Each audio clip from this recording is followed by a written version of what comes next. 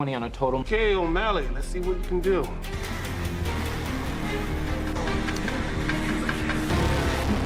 You rip the seagum. Pansy ass idiot. March 5, 10. Give me a number or something. Working. Young black man killing one person. Took you on us. How do you this part of the hospital doesn't get...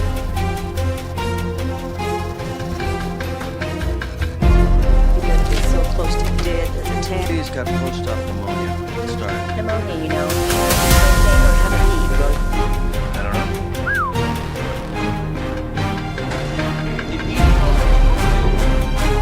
Phenobarbital, go to phenobarbital.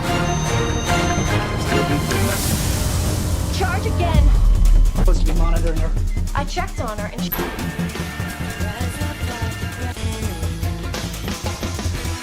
A doctor who knows what they're doing. You get me someone else. I can leave you here alone with that guy, are you? Bring a banana. I get something to bring. She's having seizures. Long, mild seizures. I know you're tired because you got more work. The patient wasn't alive during the Civil War. Don't.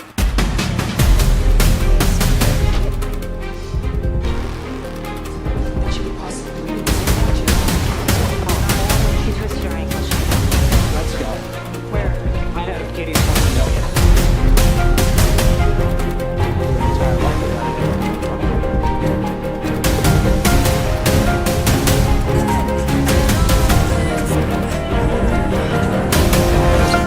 Give him a fight.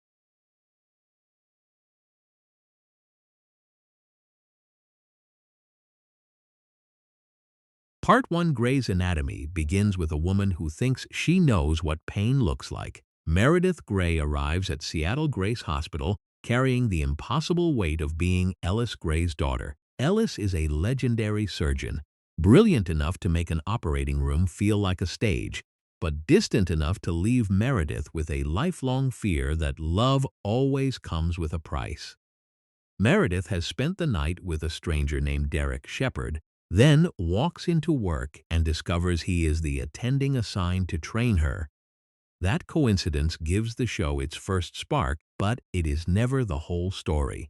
What starts as a hospital drama about interns quickly becomes a 20-year story about ambition, grief, friendship, and the strange family people build when work is the place where they become adults. The original intern class makes that idea work. Cristina Yang is fiercely gifted and openly impatient with anything that slows her path to becoming a world-class cardiothoracic surgeon. Izzy Stevens is compassionate, idealistic, and always trying to prove that a difficult past does not define her future. George O'Malley is kind, awkward, and underestimated by almost everyone, including himself. Alex Karev arrives sounding cruel because vulnerability is the one thing he does not know how to show. Meredith stands at the center, observant and dryly funny, trying to survive a job that gives her no room to hide. Their supervisor, Miranda Bailey, has no interest in making their first year easy. Bailey sees potential in them, but she knows medicine punishes carelessness. Richard Weber, the chief of surgery, sees something more complicated in Meredith. He knew her mother, helped shape the career that made Ellis famous, and carries guilt about the ways Ellis's life and his own once became entangled. So even before Meredith understands the full story of her family, the hospital already knows pieces of it. That is one of Grey's Anatomy's smartest choices. The show does not treat the hospital as a backdrop between romances. Seattle Grace is a pressure chamber. Every patient can expose a fear, force a choice, or remind a doctor that technical skill does not protect anyone from loss. A young surgeon can save a stranger in the morning and then make a terrible decision about the person they love at night. The patients are not always the point of the episode, but they keep the doctors honest.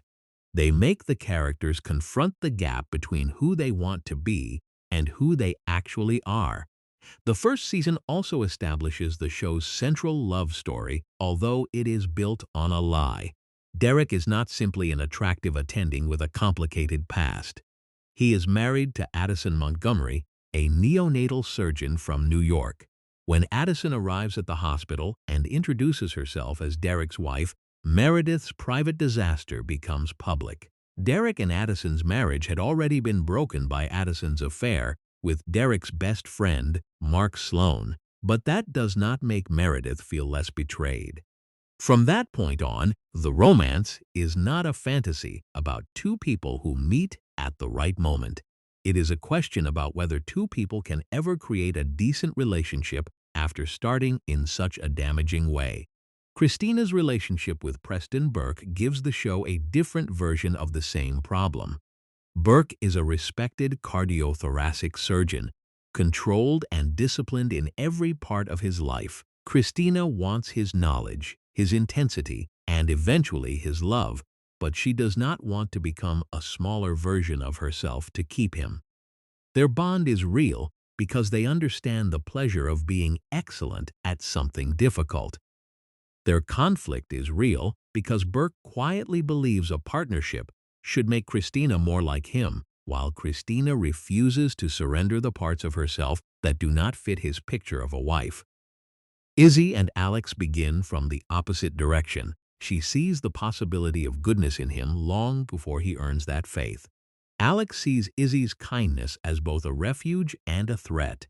George develops feelings for Meredith, then has to learn that being a good person does not entitle him to be loved in a particular way. These early stories are messy by design. Grey's Anatomy is interested in people who are emotionally young even when they are highly trained professionals. The characters can identify a rare condition from a scan, then fail completely at saying what they need from one another. The show's first large-scale emergency makes that contrast unforgettable. A patient arrives with unexploded ammunition inside his body, turning the hospital into a place where one wrong movement could kill everyone nearby.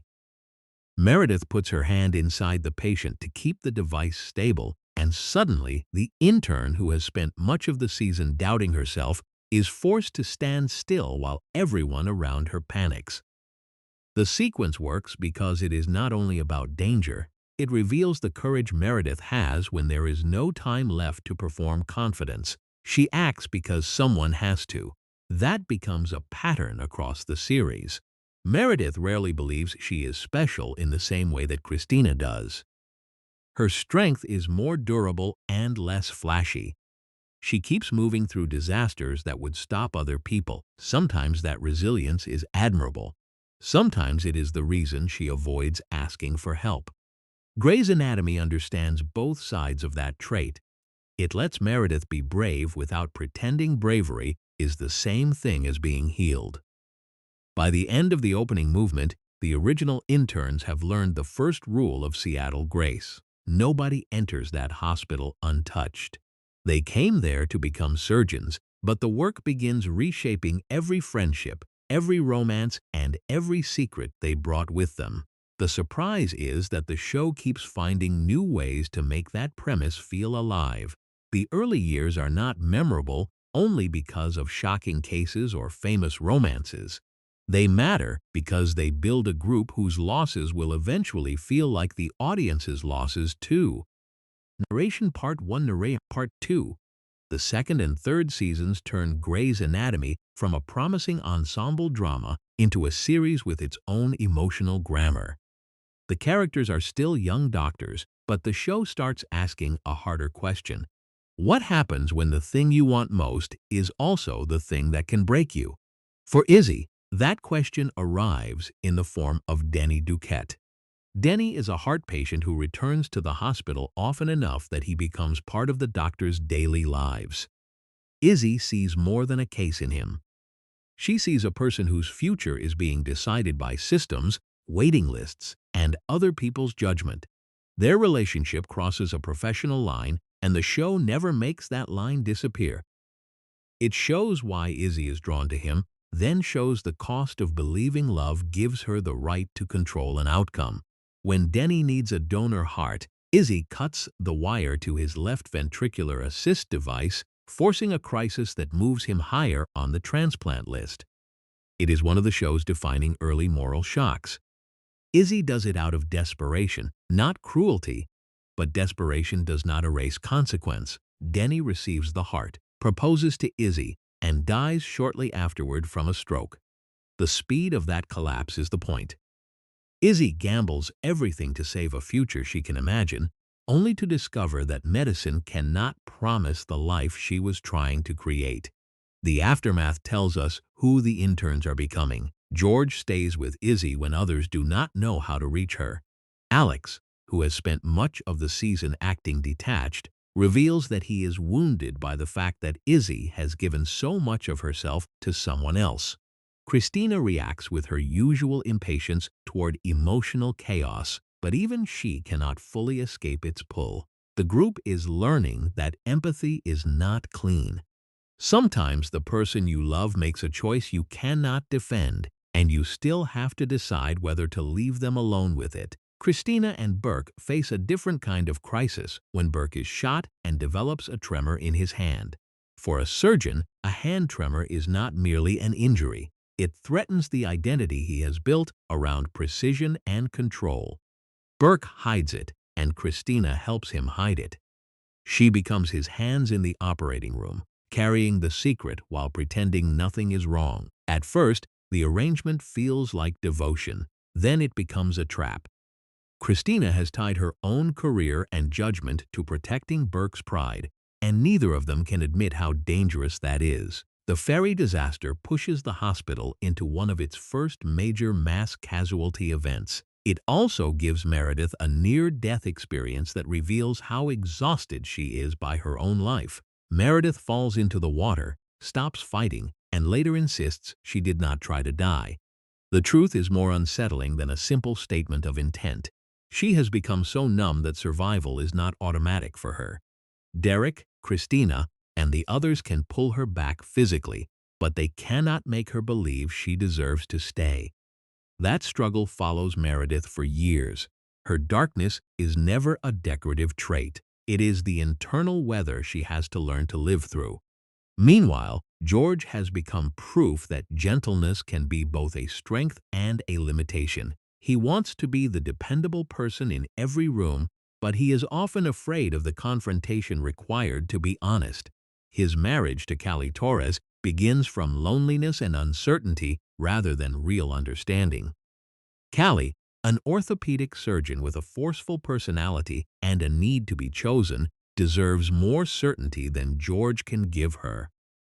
Their relationship shows the series moving beyond its original intern group.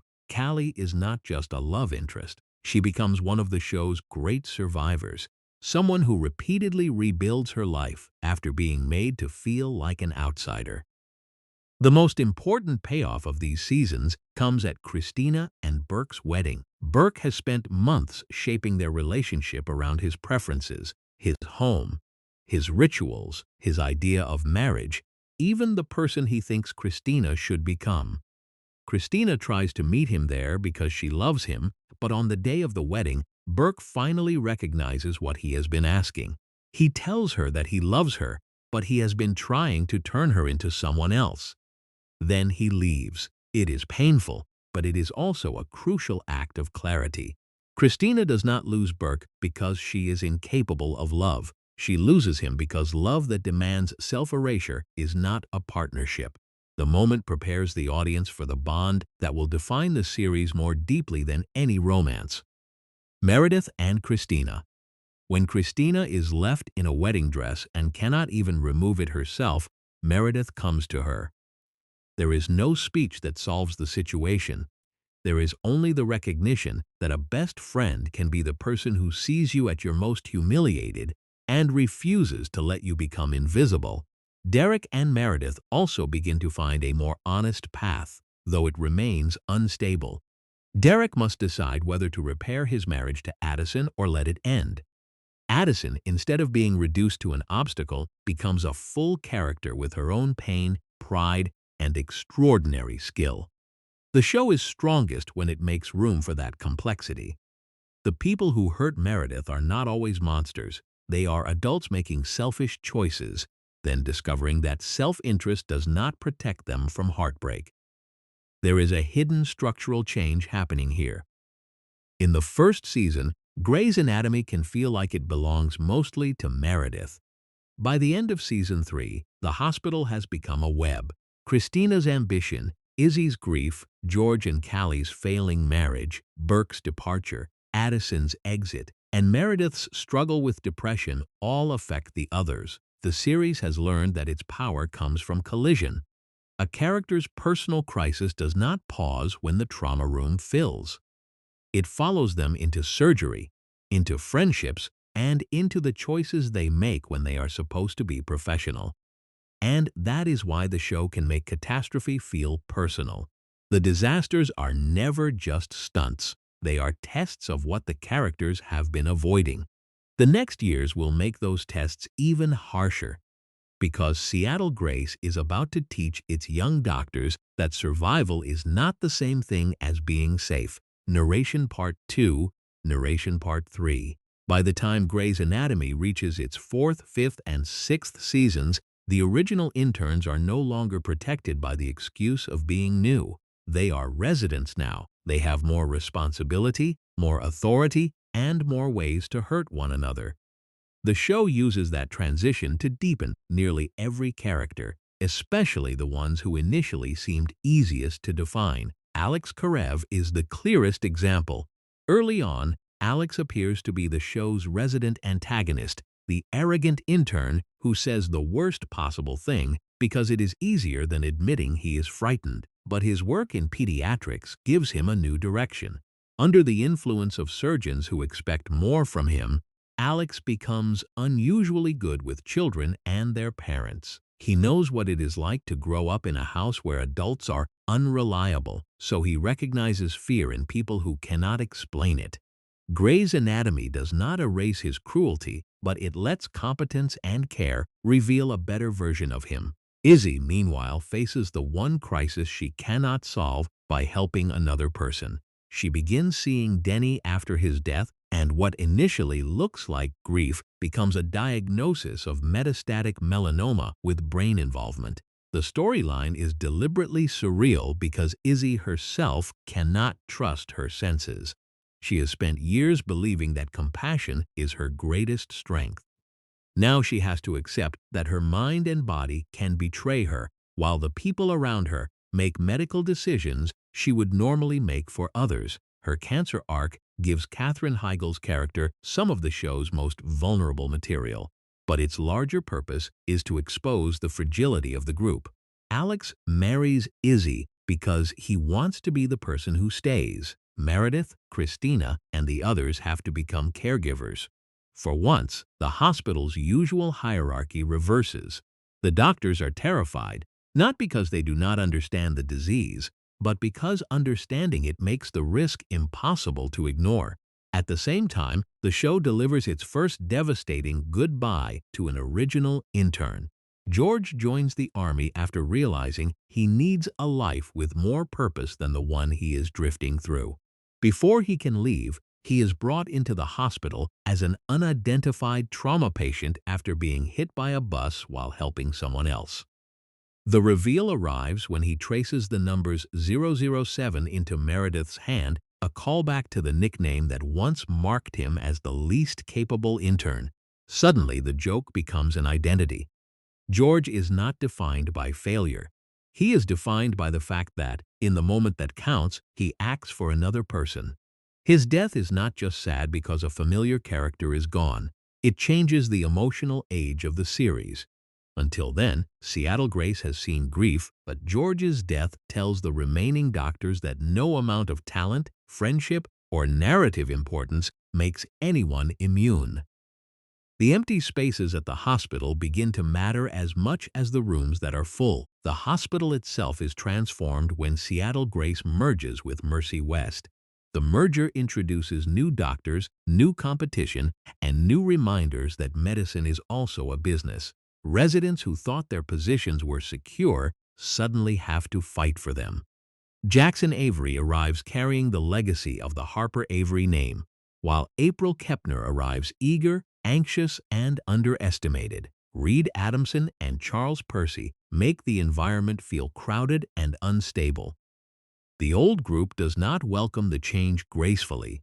They are afraid of losing status, and the show allows them to be selfish about it. Jackson becomes important because he initially seems defined by privilege, then slowly proves that he is more thoughtful than the surname suggests. April becomes important because her fear is visible. She worries, over-explains, and makes mistakes in public, but she keeps trying. Grey's Anatomy has always loved characters who learn slowly. April's growth will take years, and that patience eventually makes her one of the show's most emotionally grounded figures. The 6th season shooting is where all those tensions collide. A grieving widower comes to the hospital seeking revenge against Derek, Richard, and the surgeons he blames for his wife's death. The episode strips away the usual rhythm of the show. There is no safe separation between the people who save lives and the danger outside the hospital. Derek is shot. Bailey has to protect a patient. Cristina operates on Derek while a gunman is still in the building. Charles Percy dies because a hospital under siege cannot provide the help he needs in time. The most revealing choice belongs to Cristina. She does not become fearless. She becomes focused. With a gun pointed at her, she keeps operating because stopping would mean Derek dies. The moment shows the difference between courage and confidence. Cristina is terrified, but her training gives her something to hold on to. Surgery is the one place where she knows how to make a decision when every emotion is screaming at once. For Meredith, the shooting produces a quieter but equally serious consequence. She suffers a miscarriage in the chaos, and the loss becomes another piece of grief she has to carry without turning it into a performance. Derek survives, but survival does not return everyone to normal. The trauma sends the characters into Season 7 with damaged relationships, new fears, and a growing understanding that the hospital is not a sealed world. This stretch of the series also demonstrates why Grey's Anatomy became more than a conventional medical drama. It is willing to let characters leave, fail, and become unrecognizable for a while. It does not protect the original group from history. George dies. Izzy eventually leaves after her relationship with Alex fractures under the weight of everything they have been through. Burke is gone. Addison has built a life elsewhere. The show keeps moving, but it carries the memory of everyone who shaped its first years. That is the engine of Grey's Anatomy. Every new doctor enters a hospital already haunted by the people who trained there, loved there, and died there. By the end of Season 6, the audience understands that Seattle Grace is no longer merely a workplace. It is a place where the characters have given away pieces of themselves, often before realizing they will never get those pieces back. Narration, Part 3. Part 4. After the shooting, Grey's Anatomy has to answer a difficult question. How do you continue after a disaster without pretending it never happened? The 7th and 8th seasons answer by letting recovery be awkward, uneven, and sometimes strange. The doctors go to therapy. They make reckless decisions. They argue about who is ready to operate. They try to return to normal, then discover that normal no longer exists. Cristina develops post-traumatic stress that makes the operating room feel dangerous instead of familiar. The surgeon who once defined herself through control cannot sleep, cannot function, and cannot simply reason her way out of fear. Owen Hunt, a trauma surgeon with his own military trauma, wants to help her but does not always know how. Their relationship becomes one of the show's most intense because both characters understand the language of damage without necessarily knowing how to heal. The musical episode is one of the boldest examples of the series using style to express emotion rather than escape it. After Callie is badly injured in a car accident, the doctors sing around her as if the hospital has become a space between life and death. It will not work for every viewer, but it makes sense inside Grey's Anatomy. These characters cannot always say what they feel directly. Music becomes a way to externalize the panic, love, and helplessness filling the room. Callie's recovery also strengthens her relationship with Arizona Robbins. Arizona is a pediatric surgeon who brings optimism into rooms that have forgotten how to use it. She and Callie have survived friction, differing expectations, and the challenge of building a family. Their daughter, Sophia, arrives through a complicated arrangement involving Mark Sloan, which could have become a simple source of jealousy. Instead, the show allows the adults to build an unconventional but genuine family. Mark loves Sophia, Arizona loves Sophia, and Callie insists that family can be real even when it does not look traditional. Mark himself changes more than almost anyone expects. Introduced as Derek's charming, irresponsible friend and Addison's former lover, he gradually becomes a mentor, a father, and a person capable of staying. His friendship with Callie and his devotion to Sophia reveal that he has always wanted connection, even when he was too immature to protect it. Lexi Grey, Meredith's younger half-sister, becomes the person who sees that vulnerable side of him. Their relationship is inconsistent and painful, but it matters because it shows Mark growing toward a future he once would have avoided. The 8th season plane crash destroys that future. Meredith, Cristina, Derek, Arizona, Mark, and Lexi are traveling after a difficult case when their plane goes down in the woods.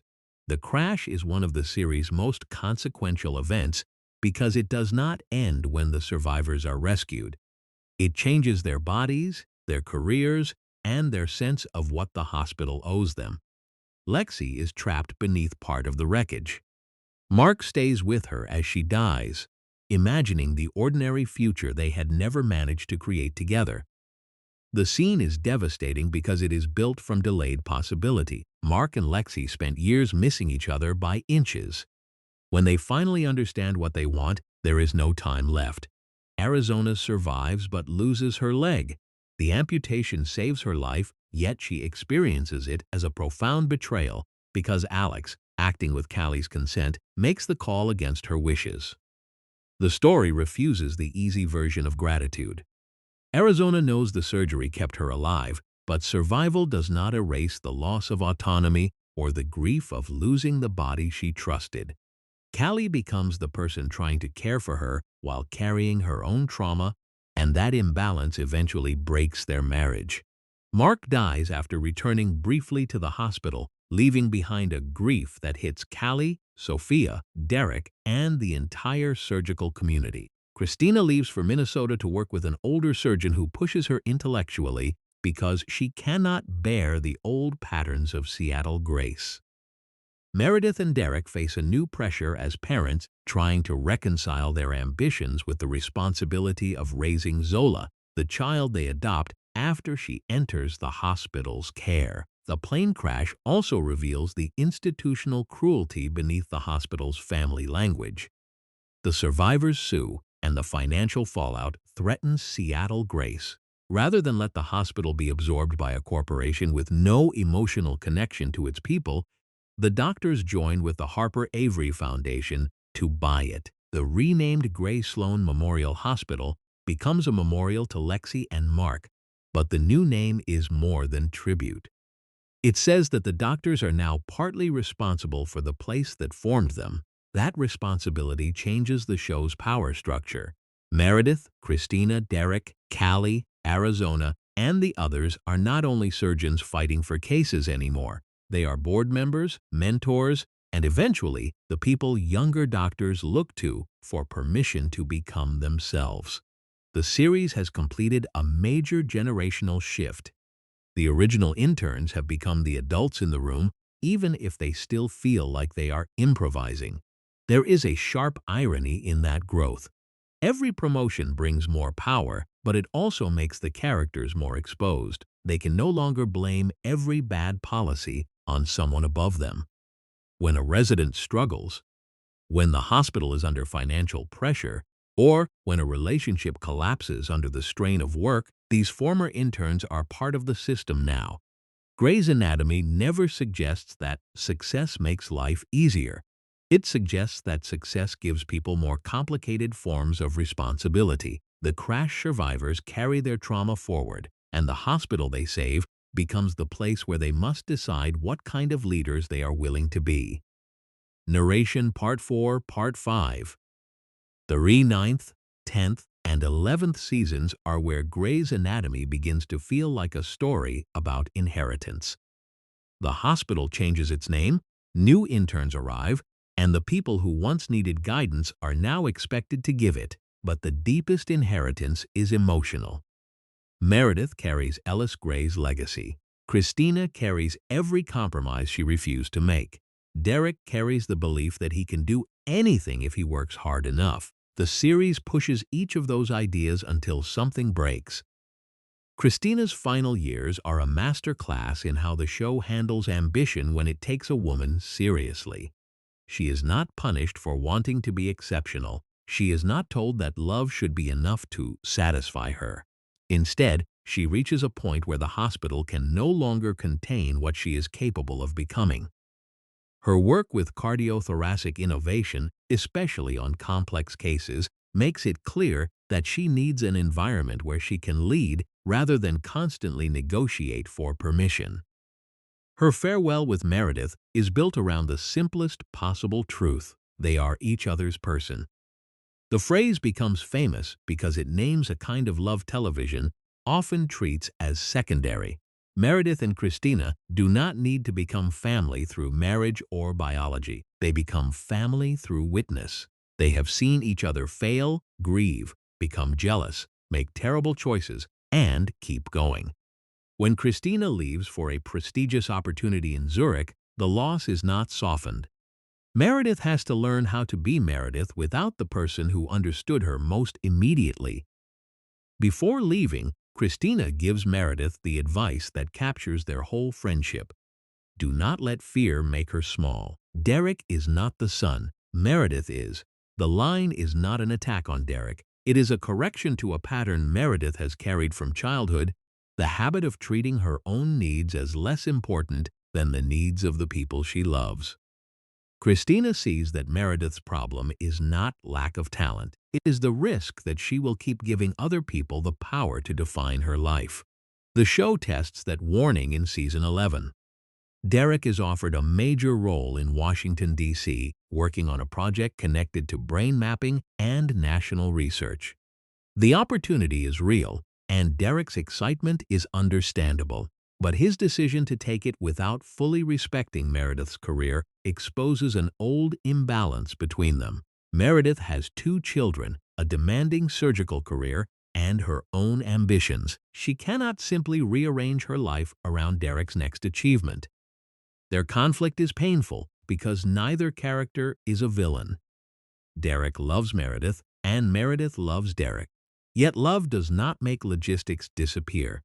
The marriage has always contained a struggle between 2 extraordinary surgeons, and the show finally lets Meredith say that she will not always be the one who bends. Derek returns to Seattle, and for a moment it seems as though they have found a way back to each other. Then Grey's Anatomy makes the choice that redefines Meredith's entire future. Derek stops at the scene of a car crash to help victims, which is exactly the kind of person he has always been when it matters. On the way home, he is hit by a truck at a small hospital. Without the resources to treat his brain injury properly, he dies after Meredith makes the decision to remove life support. Derek's death is not merely a shock designed to generate headlines. It forces the show to stop being a story about whether Meredith and Derek will make it. From that moment on, it becomes a story about what Meredith is when she is not defined by that relationship. She disappears for months, gives birth to their 3rd child, Ellis, and returns to Grey Sloan, carrying a grief that is both private and visible. She has lost the person who helped create her adult life, but she cannot stop being a mother, a surgeon, or a friend. The loss also reshapes the people around her. Amelia Shepherd, Derek's younger sister, responds with anger and devastation. She feels shut out of the final moments and has to confront the ways addiction, grief, and family expectation have shaped her own life. Richard Webber becomes an anchor for Meredith, not because he can replace Derek, but because he understands the long history of the hospital and the ghosts Meredith has inherited. Maggie Pierce arrives during this era as another living piece of Meredith's family history. Maggie is the daughter Ellis Grey gave up for adoption after a relationship with Richard. She is a cardiothoracic surgeon, which makes the revelation feel almost inevitable in the heightened universe of the show. But the emotional logic matters more than the coincidence. Meredith has spent her life thinking her family story was set. Then Maggie arrives and expands it. The sisters do not become close instantly. They have different personalities, different childhoods, and different defenses. Over time, however, they create a bond that gives Meredith a connection to Ellis without forcing her to repeat Ellis's mistakes. The hospital's younger doctors are also finding their shape. Joe Wilson, a resident with a hidden history of homelessness and abandonment, slowly learns to trust Alex. Stephanie Edwards reveals fierce intelligence and a refusal to be underestimated. Ben Warren leaves anesthesiology to become a surgical resident, creating new strain in his marriage to Bailey. April and Jackson's marriage becomes a study in how grief can make 2 people love each other deeply and still fail to communicate. Their son, Samuel, is diagnosed with a condition incompatible with long-term survival.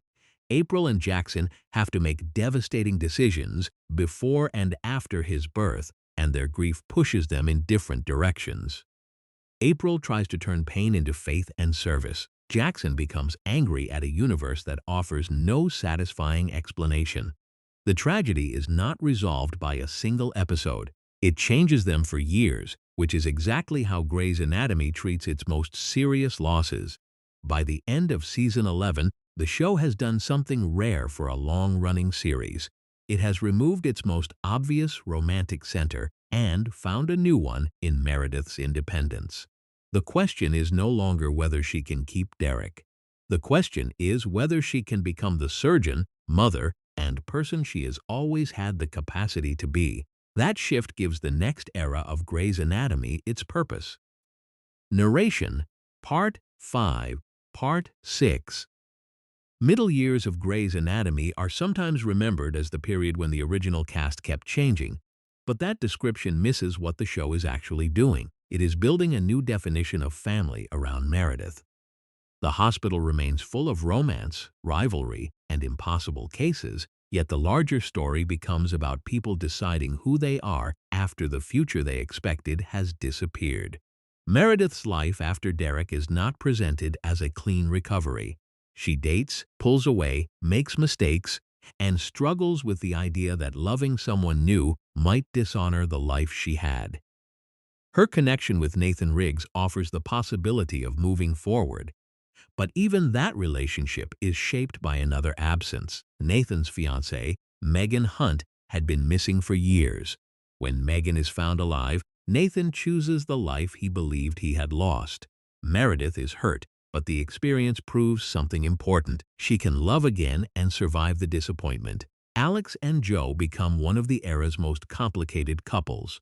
Joe is funny, stubborn, and determined to protect the self she built after an unstable childhood. When her abusive husband from the past becomes part of the story, Alex's old instinct to solve problems through anger resurfaces. He attacks Andrew DeLuca after misunderstanding a situation involving Joe, and the consequences threaten Alex's career and freedom. The arc does not excuse Alex. It makes him face the possibility that all his growth can be undone when he chooses violence over trust. That is a recurring Grey's Anatomy idea. Change is real, but it is never guaranteed. Alex becomes a remarkable pediatric surgeon and a loyal friend, yet he still has to confront the person he was taught to be by his past. Joe eventually confronts her own history more directly, including learning difficult truths about her birth family. Their relationship works best when it is not framed as a cure for either of them. It is a partnership that requires both people to keep doing their own work. April and Jackson travel an equally difficult road. After losing Samuel, April leaves for multiple tours as a trauma surgeon in war zones, trying to make suffering feel useful. Jackson experiences her departure as abandonment. Their marriage ends, but their connection does not simply vanish because they share a daughter, Harriet, and a history neither can reduce to anger. Years later, the series lets them rediscover enough understanding to suggest that some relationships change shape instead of ending completely. Arizona and Callie's divorce creates another long-running wound. Callie wants to move to New York with Penny, while Arizona fights to remain close to Sophia. Their custody battle is painful because the show gives both women legitimate fears. Callie believes she is building a new life. Arizona believes she is being asked to lose her daughter. The resolution is not perfect, but it avoids treating either mother as disposable. When Arizona later leaves Seattle to be closer to Sophia, her exit feels consistent with the character's deepest value. Children are never an afterthought to her. The hospital also confronts the limits of its own culture. Eliza Minnick's residency program challenges Richard Weber's traditional methods, creating a conflict that is not only about ego. Richard believes in the value of experience and mentorship. Minnick believes residents need more direct responsibility to learn. The show lets the argument become personal because, for these doctors, teaching is an extension of identity. To question how they teach is to question whether their suffering and sacrifice created anything worthwhile. Bailey, now chief of surgery, carries perhaps the hardest version of that burden. She has spent years being the person everyone trusts to make the firm decision. As chief, she must balance budgets, personnel crises, and patient care, while realizing that authority does not make her less afraid. Her marriage to Ben is tested when Ben changes careers and becomes a firefighter, taking him into danger of a different kind. Bailey's evolution is one of the show's quiet triumphs. She begins as the strict resident with a sharp tongue and becomes a leader whose strength comes from seeing the human cost beneath every policy. Amelia's story gives the series another angle on trauma. Her past includes addiction, loss, and a fear that happiness will always be temporary. Her marriage to Owen collapses under the pressure of incompatible needs and unspoken pain. Later, a brain tumor offers a literal explanation for some of her behavior, but the show wisely does not use it to erase her history. Amelia still has to own her choices. The diagnosis matters because it changes how she understands herself, not because it absolves her of everything. When the COVID-19 pandemic reaches Grey Sloan, the series faces the challenge of bringing a real global crisis into a fictional hospital. The pandemic season centers on exhaustion, isolation, and the awful repetition of doctors trying to save people while losing too many. Meredith becomes ill and spends much of the season in a dreamlike space where she sees people from her past. The beach scenes offer comfort without pretending the losses can be repaired. They are about memory, not resurrection. Andrew DeLuca's death during this period is especially painful because he had begun to find stability after struggles with mental health. He dies after pursuing people involved in sex trafficking, acting on a threat others had not taken seriously enough. The story underlines a hard truth. Being right does not always mean being heard, and even brave action can end in tragedy. Jackson's departure is a different kind of turning point. After confronting the legacy of the Avery Foundation and the inequities within medicine, he leaves Seattle to lead the foundation's work from Boston. It is a fitting evolution for a character who began as a man trying to escape his family's name. By leaving, Jackson chooses to use that name as leverage for change rather than as a shield from expectation. This era proves that Grey's Anatomy can survive by shifting its center of gravity. The original intern class is no longer intact, but its values remain in the people they trained. The hospital keeps changing faces, yet the question stays the same. When life has taken away the version of yourself you thought you would become, what do you build next? Narration, Part 6, Part 7. There is another reason the post-Derek era matters. It asks whether Grey Sloan can be a family without confusing family with permission to ignore harm. The earlier seasons often treat the hospital's intimacy as a gift. Everyone knows everyone else's secrets, and when disaster strikes, the staff closes ranks. In the later years, the show looks at the cost of that closeness. Loyalty can protect people. It can also make it easier to dismiss a complaint, defend a friend automatically, or assume good intentions are enough. The case involving Andrew DeLuca and Alex forces that issue into the open. DeLuca is a resident who arrives with confidence, charm, and a need to be taken seriously. After Alex misreads a situation involving Joe, he attacks DeLuca and leaves him badly injured. The shock comes partly from who Alex has become by then. The audience has watched him grow into a more thoughtful doctor and friend. That history makes the violence more uncomfortable, not less. It would be easy for the characters who love Alex to explain it away because they know he is capable of kindness. But DeLuca is the person who pays the physical cost of Alex's assumption. The aftermath forces people to choose between truth and convenience. Joe wrestles with guilt because her private history helped create the misunderstanding. Even though she is not responsible for Alex's decision, Meredith has to decide how much she can protect Alex without compromising her own ethics. DeLuca has to recover in a hospital where the man who hurt him is surrounded by friends. The story matters because it refuses to make the victim's anger a nuisance. DeLuca's dignity is part of the point. DeLuca's later arc adds another layer. He experiences a mental health crisis that initially makes colleagues doubt his judgment. When he identifies a pattern connected to trafficking, his urgency is treated by some as evidence that he is unstable. That is the cruel irony. A person can have a history of illness and still be right. By the time others understand the threat, the show has exposed how quickly institutions decide which voices are credible. DeLuca's death while pursuing the traffickers is tragic, but the lasting sting comes from the fact that his concern was not heard with the seriousness it deserved. Meredith faces an institutional conflict of her own when she commits insurance fraud to help a child whose family cannot afford necessary treatment. The choice follows a familiar Grey's Anatomy impulse. Doctors see a system failing a patient, and their compassion makes rules feel intolerable. Meredith believes she is saving a child from bureaucracy. The show also makes clear that breaking the law puts her license, career, and hospital at risk. Her medical license hearing brings the series past into the room. Former patients, colleagues, and friends testify to what Meredith has meant to them.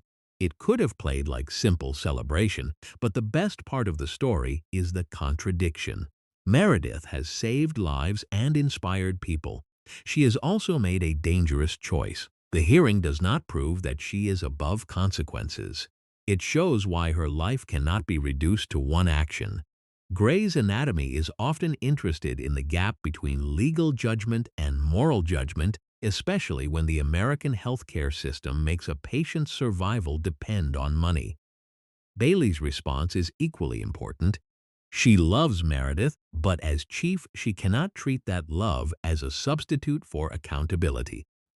Bailey has grown from the tough teacher who pushed Meredith's class through their first years into the person responsible for holding the hospital together. That evolution makes her decisions harder. She knows exactly how much Meredith has suffered and how much good she has done. She also knows that a hospital cannot work if the rules apply only to the people everyone likes. The older doctors begin leaving for different reasons.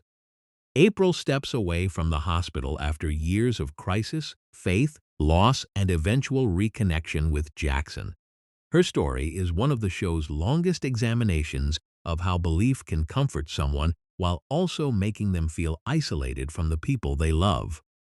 April does not become wise because she stops hurting. She becomes more honest about what she needs and what she can no longer survive.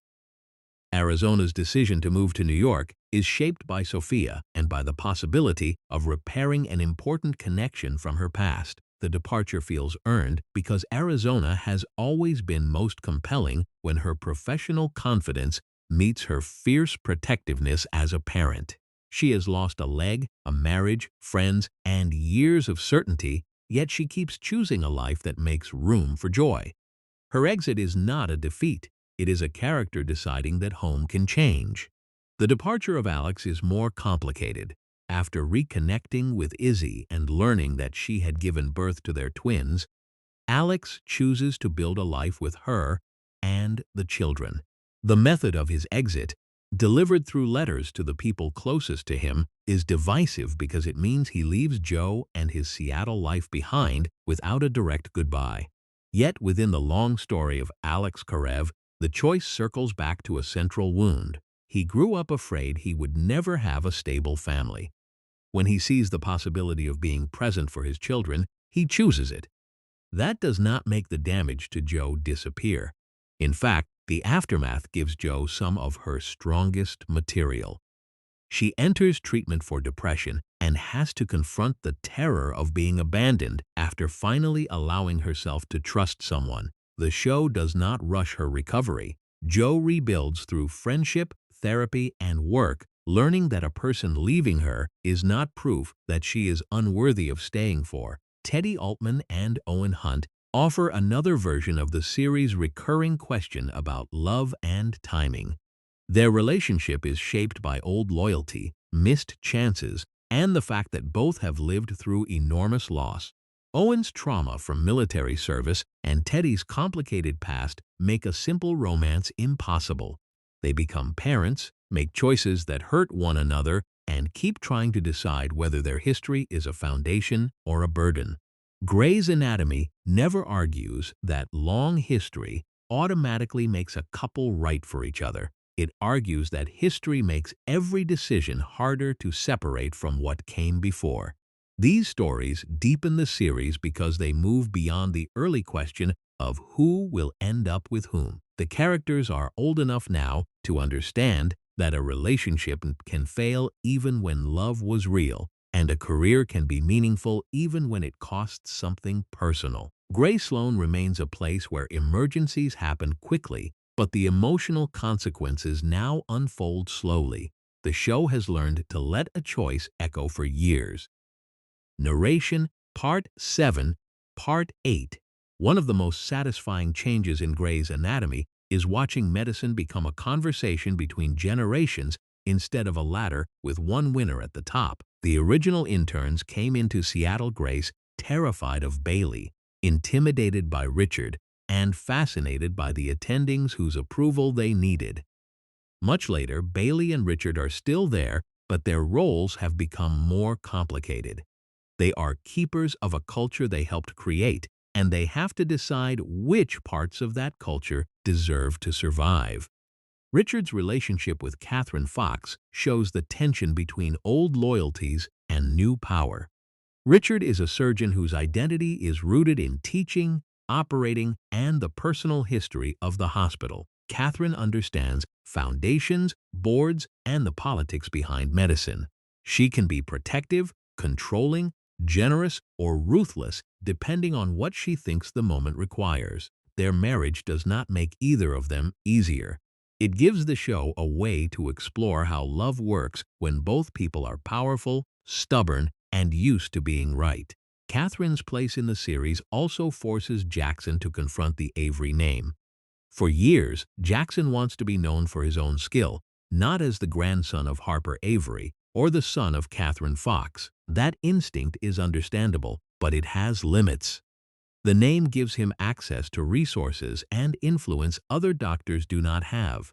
When he begins questioning the inequities tied to the Foundation's legacy, he realizes that stepping away from power does not change what power does. Leading the Foundation gives him a chance to redirect it. That choice is a fitting conclusion to Jackson's development. He starts as a guarded new arrival who seems to have everything handed to him. Over time, he becomes a surgeon, father, friend, and advocate who recognizes that privilege carries responsibility. His move to Boston is not simply an exit from Grey Sloan. It is a widening of the show's world beyond one hospital, a reminder that the rules shaping patient care are often written far from an operating room. The pandemic season makes that larger world impossible to ignore. Grey's Anatomy has always used disasters to test character, but COVID is different because it is not confined to one event. There is no single patient to save and no clear moment when the danger ends. The hospital runs on exhaustion. Doctors wear protective equipment, speak to families through screens, and confront loss in repetition. The series captures the numbness of trying to continue when every day brings another emergency.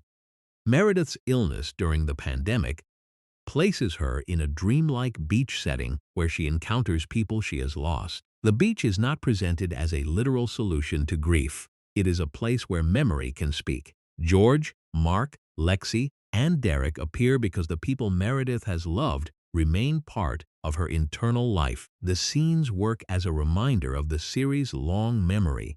For viewers who have followed Meredith from the beginning, those faces are not cameo tricks. They represent versions of her life that never stopped mattering. Outside that dream space, Bailey carries the daily cost of leadership. She must direct staff through fear while confronting the reality that a hospital cannot protect everyone. Bailey has always believed in competence, preparation, and rules. The pandemic reveals the limit of all three when the crisis is bigger than the systems built to contain it. Her strength during this period is not that she never breaks. It is that she keeps finding a way to make room for other people to break safely. The arrival of Winston and Dugu adds an important partnership for Maggie. Winston is a cardiothoracic surgeon who shares Maggie's professional language without asking her to diminish her intelligence. Their relationship moves quickly, but its appeal is not spectacle. Maggie has spent much of the series trying to balance a desire for intimacy with a fear of being misunderstood.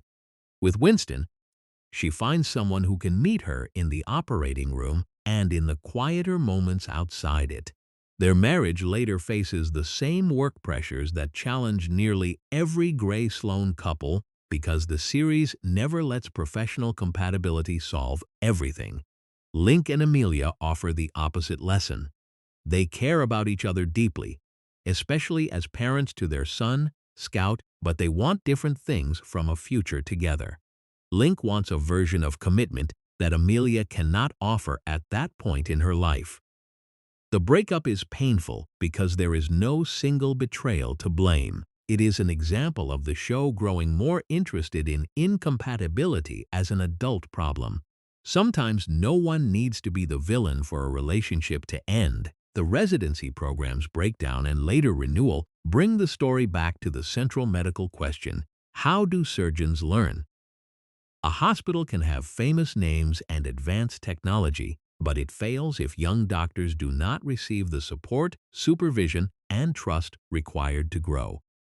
Richard's new teaching method comes from an understanding that residents need chances to lead. The problems around the program show that opportunity without safeguards can be dangerous. Grey Sloan has to rebuild its culture rather than simply reopen a door and hope its reputation does the work. That rebuilding is why the new interns are not just replacements for departed cast members. They are evidence that the hospital remains unfinished. Each of them comes with a personal history that affects how they work. They compete for surgeries, make romantic mistakes, fight to be respected, and discover that patients do not care how overwhelmed they are. The familiar structure gives Grey's Anatomy a way to revisit its original premise from a more mature perspective. The attendings know what these young doctors are going through because they were once just as scared. Whether they can remember that at the right moment becomes the test. The series' later structure is less about building toward one final couple or one final medical breakthrough. It is about transmission. Skill moves from teacher to resident. Stories move from one class to another. Grief changes shape when it is shared. The newer characters may not have lived through the bomb, the shooting, or the plane crash, but they work inside the consequences of those events. They are trained by people who survived them. That is the hidden detail in the show's longevity.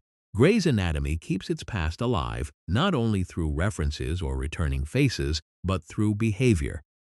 Meredith teaches with the memory of Bailey. Bailey leads with the memory of Richard. The new interns make reckless choices that echo the original class, and the older doctors react with a mixture of annoyance and recognition. The hospital becomes a living archive, always adding names while refusing to forget the ones already written into its walls. Narration Part 8, Narration Part 9. The later seasons bring Grey's Anatomy back to one of its oldest concerns. How do you train the next generation without repeating the mistakes that hurt you? By this point, Grey Sloan Memorial is full of doctors who were once students, interns, or patients inside the same institution. The hospital has survived fires, shootings, plane crashes, pandemics, and constant leadership changes. But an institution can survive an emergency and still fail the people inside it. The modern seasons make that tension central. Richard Weber develops a new teaching method meant to give residents more hands-on surgical experience. The idea comes from a generous impulse. Richard knows that many residents spend too long observing when they need the confidence that comes from doing. Yet the program also reveals the risk of changing a system without enough support. A difficult outcome and concerns about training contribute to a residency crisis, leaving the hospital short of the young doctors who once gave its hallways their energy. Meredith is pulled toward Boston by research on Alzheimer's disease, the illness that defined so much of Ellis Grey's final years. The move is significant because it brings Meredith's life full circle without trapping her in her mother's shadow. Ellis's decline taught Meredith what it feels like to lose someone while they are still alive. Meredith's research gives that pain a direction. She is not trying to become Ellis. She is trying to make the disease that haunted Ellis less powerful for other families. Her relationship with Nick Marsh becomes part of that transition. Nick is not Derek, and the show does not ask him to be. He is a surgeon with his own life, his own complications, and enough patience to understand that Meredith's history cannot be rushed. Their connection is sometimes strained by distance and by Meredith's competing responsibilities, but it represents a version of love built after catastrophe rather than before it. The fresh intern class gives the show a deliberate echo of its pilot. Simone Griffith, Lucas Adams, Mika Yasuda, Jules Millen, and Benson Kwan arrive with different strengths, rivalries, and secrets. They are not copies of Meredith, Cristina, Izzy, George, or Alex. The point is subtler than that. They enter a hospital that has stories about its own legends, just as the original interns entered a hospital already defined by Ellis Grey and Richard Webber. Lucas carries the burden of being connected to the Shepherd family while trying to prove that he belongs on his own merits. Simone is talented and deeply guarded, caught between the future others expect for her and the desires she has not fully admitted. Mika brings urgency and a hard-earned independence shaped by financial pressure and a need to care for her family. Jules is outspoken, competitive, and unwilling to let the hospital's hierarchy intimidate her. Kwan has confidence that can look like arrogance, but underneath it is a fear of not measuring up. Their arrival matters because Grey's Anatomy has always been most alive when medicine and coming of age happen at the same time. The new interns do not only need to learn procedures. They need to learn how to handle attraction, jealousy, grief, and the fact that the doctors judging them have made every mistake they are about to make. The older characters become mirrors whether they want to or not. Jo's life also shifts into a new chapter. After years defined by survival and uncertainty, she finds a more stable professional path in obstetrics and gynecology. Her relationship with Atticus Lincoln, known as Link, grows from friendship and shared history rather than the immediate intensity that often drives Grey Sloan romances. The difference matters. Jo has spent much of her life bracing for abandonment. A relationship that develops slowly gives her a chance to choose happiness without mistaking anxiety for passion. Amelia and Kai Bartley bring the show into another kind of modern story, one built around science, identity, and the difficulty of asking a relationship to survive different visions of the future.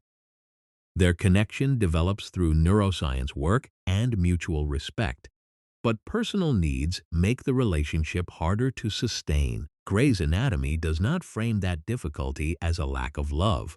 It frames it as an adult truth. Two people can care deeply for one another and still want lives that do not align. Catherine Fox's health struggles and continued influence keep the Avery legacy close to the hospital. Catherine is formidable, strategic, and often frustrating to the people around her because she understands power in a way many surgeons do not. Her presence reminds the show that hospitals are not neutral places. They are shaped by donors, boards, reputations, and the people who decide which work receives support. Jackson's work in Boston and Catherine's presence in Seattle keep that larger system connected to the doctor's everyday decisions. The later years also return Meredith to the role that Bailey and Richard once held for her. Meredith cannot simply walk away from Grey Sloan because the hospital's future is tied to the people she helped train.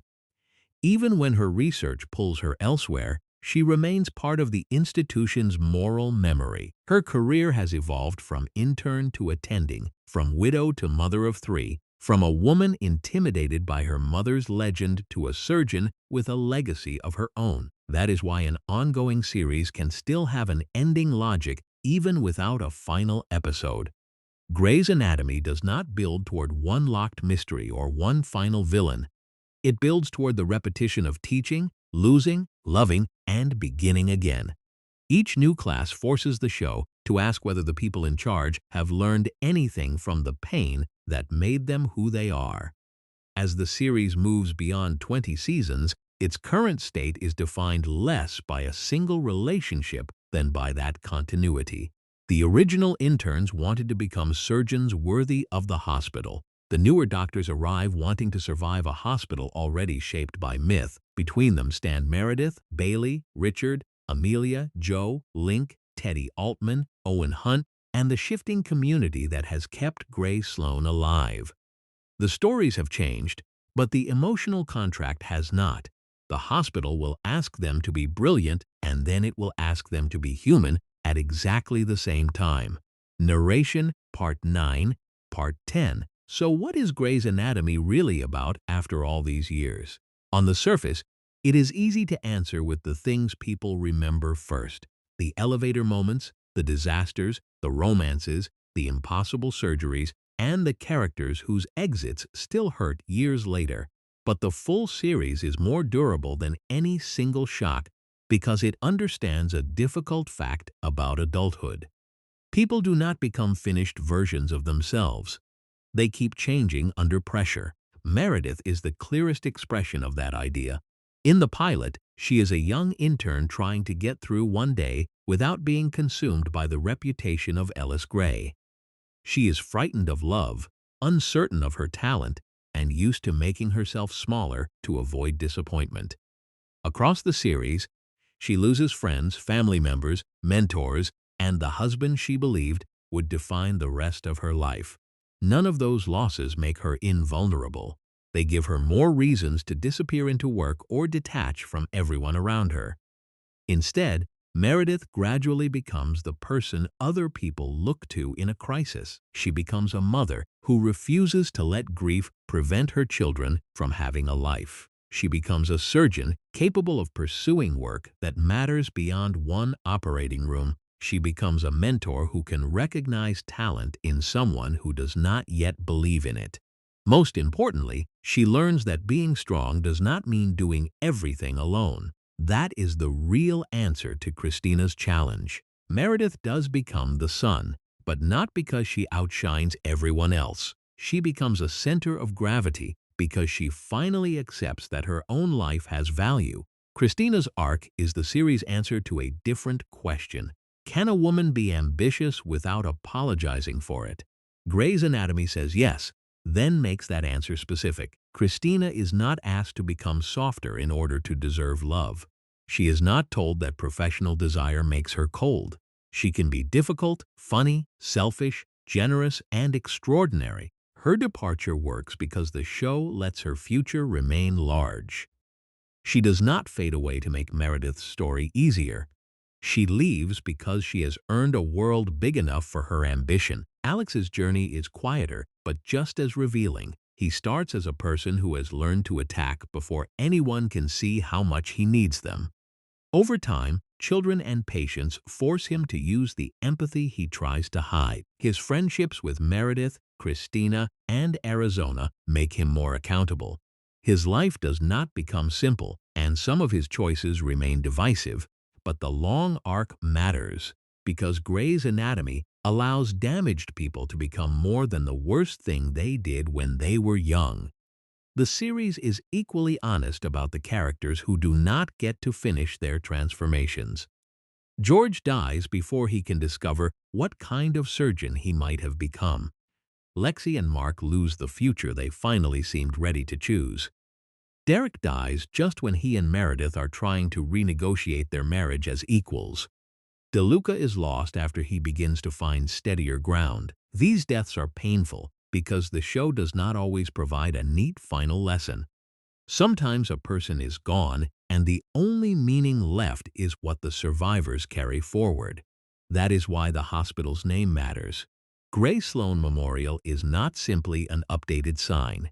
It is a reminder that institutions are made from memory. Every resident who walks through those doors is working in a building named for people who are absent. Every attending has a story about a mentor, a patient, or a friend who changed how they practice. Grey's Anatomy turns that accumulation into its most powerful form of continuity. The cast changes, but the emotional history remains. The show also understands that medicine is a useful setting because it makes ordinary human problems impossible to postpone.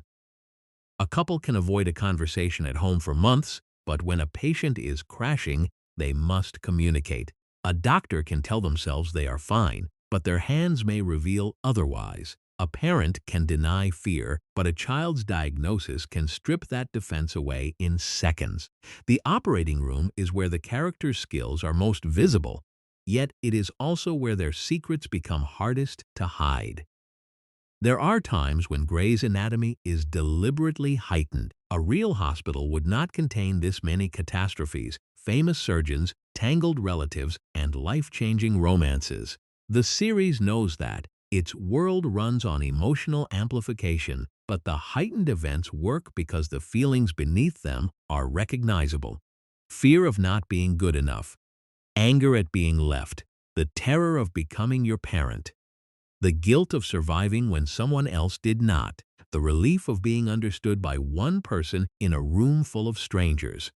Those are not exaggerated experiences, even when the circumstances are. The production history helps explain the show's unusual staying power. Created by Shonda Rhimes and premiered on ABC in 2005, Grey's Anatomy arrived with a confident voice, a soundtrack-driven rhythm, and an ensemble willing to let medical cases collide with private lives. Its title, borrowed from the classic anatomy textbook, signals the central idea: learning the body is also a way of learning the person. The show became a defining network drama, not because it treated doctors as perfect heroes, but because it treated their competence and their chaos as inseparable. Over time, the series has changed showrunners, cast members, hospitals, cities, and storytelling rhythms.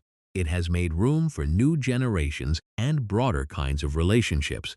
Some viewers hold the early Seattle Grace years closest. Others connect more strongly to the later era, when Meredith becomes the established figure and new interns inherit the hallways. That disagreement is part of the show's legacy. A series that lasts this long belongs to different audiences at different points in their lives. The current story does not need a final funeral or a final surgery to make its meaning clear. Grey's Anatomy has already explained itself through repetition. Someone arrives at Grey Sloan convinced they are alone. They find a mentor, a rival, a friend, or a love that changes the way they see themselves. They make mistakes, they lose people, they learn enough to teach someone else. Then the cycle begins again with a new person standing in the hallway, scared, ambitious, and trying not to show it. That is the full journey from Meredith's first day to the show's modern era. It is not a straight line from tragedy to triumph. It is a long accumulation of choices, scars, and second chances. The real anatomy of Grey's Anatomy is not the body on the operating table. It is the map of all the people who leave a mark on one another while trying to save a life. If you want more full series breakdowns in this style, stay with Series Span Cinema. Narration. Part 10,